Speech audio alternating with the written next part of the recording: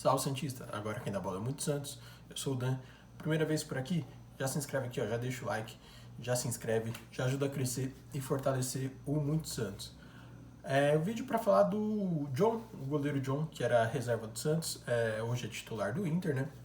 O Inter está com pretensões de comprar o goleiro John.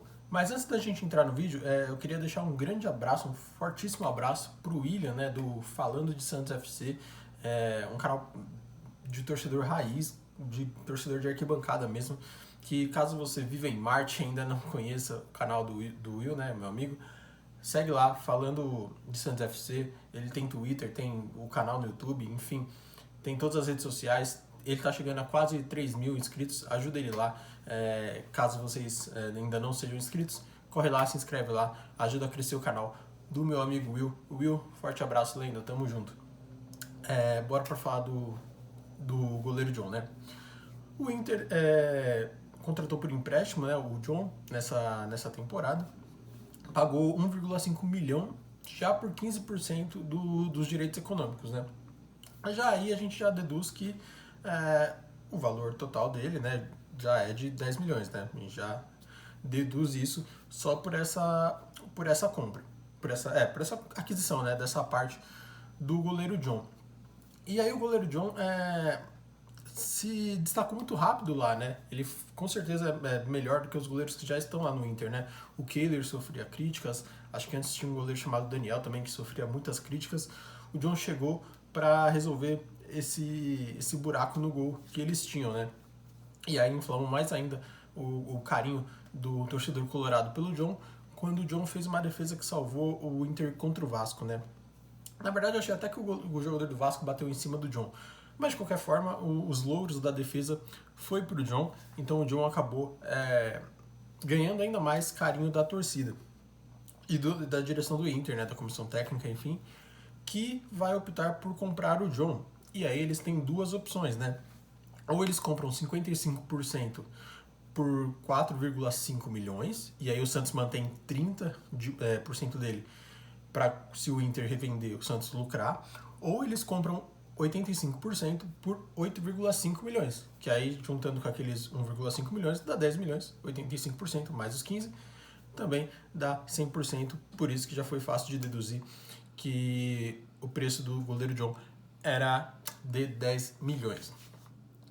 E aí falando um pouquinho da trajetória do John, né, no Santos, o John, goleiro formado na base, né, do Santos, foi muito importante na Libertadores, né? Muita gente não lembra, mas assim, o John foi bem importante na Libertadores para a gente chegar até a final, né? Tudo bem que ele até virou meio que piada por ter ficado parado no gol do Palmeiras, né, na final da Libertadores, mas ele é um goleiro de muita qualidade, né? Um goleiro alto, tem uma boa estatura, né? Tem uma boa envergadura para defender os chutes, né? É um goleiro muito, muito bom mesmo, né?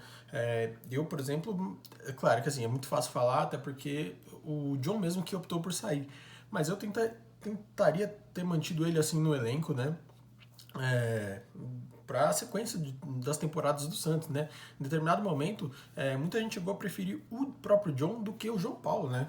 Vale lembrar que naquela campanha de 2020 lá, em determinado momento, o John foi mais querido do que o próprio João Paulo, né? E o João Paulo já vinha sendo o João Paulo, né? Dos milagres e tal. Até porque a gente vinha de um 2019 com o Everson também, né? E aí o Everson acabou saindo, enfim, graças a Deus. E aí o João Paulo assumiu, mas em determinado momento o John foi aí mais querido, e aí depois sim o João Paulo se consolidou ainda mais, né? Eu acho que o ideal é você ter dois bons goleiros no elenco, né? Hoje o nosso goleiro reserva é o Vladimir.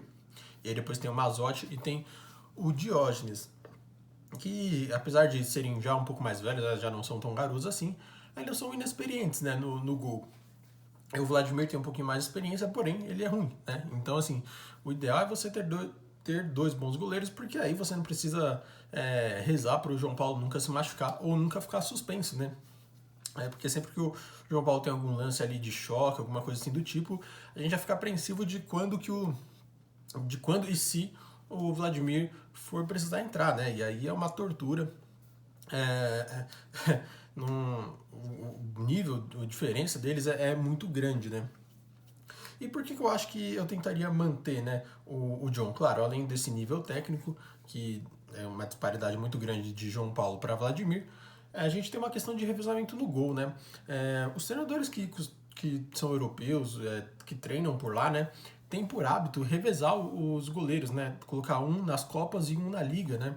Eu acho esse revezamento excelente, né? Porque você consegue manter os goleiros em atividade, né? E você consegue agradar eles também, né? Para que um não fique insatisfeito na reserva. Então acho que esse revezamento é muito bom, né? O clube, né? O time que faz isso só tem a ganhar. Você mantém um goleiro em atividade, aliás, os dois goleiros em atividade, né? E não fica um goleiro frio ali que só entra quando o outro não está.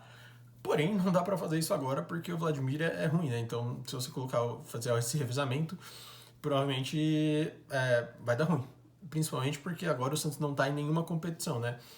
Além do brasileiro. Então, o Santos precisa mais do que nunca do João Paulo, né? Para que a gente tenha mais segurança no gol. Mas, assim, lembrando que até o São Paulo ele fez isso, né, em determinado momento.